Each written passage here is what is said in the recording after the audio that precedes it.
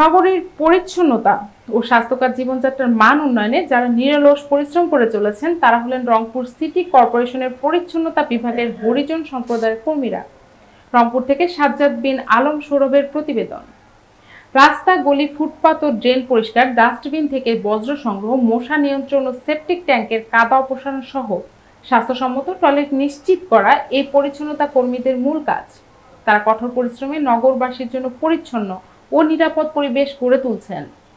তবে তাদের বাসস্থানের জন্য পর্যাপ্ত জায়গা ও নির্ধারিত স্থান না থাকায় দীর্ঘদিন সমস্যা ছিল। সরকার LIUPCP প্রকল্পের মাধ্যমে এই সমস্যার সমাধান করতে রংপুরে 4টি 6 তলা আবাসন নির্মাণের কাজ শুরু করেছে। প্রতিটি ভবনে 39টি ইউনিট থাকবে, যেখানে মোট 156টি পরিবার বসবাস করবে। এই প্রকল্পের মোট ব্যয় ধরা হয়েছে 19,76,00,000 টাকা এবং নির্মাণ কাজ করছে রংপুরের MARCHBC joint venture. Rangpur city কর্পোরেশনের প্রকৌশলী সাজ্জাদ বিন আলম সৌরভ বলেন, এই আবাসন প্রকল্প পরিচ্ছন্নতা কর্মীদের জীবনযাত্রার মান উন্নয়নে বিশেষ ভূমিকা রাখবে। এটি তাদের কর্মদক্ষতা বাড়িয়ে দেবে এবং সম্মানজনক জীবনযাপনের সুযোগ তৈরি করবে। পরিচ্ছন্নতা কর্মীদের উন্নত আবাসন নিশ্চিত করে রংপুর সিটি কর্পোরেশনের নগরবাসীর স্বাস্থ্যকর পরিবেশ গড়ে তোলায় এক ধাপ এগিয়ে যাচ্ছে।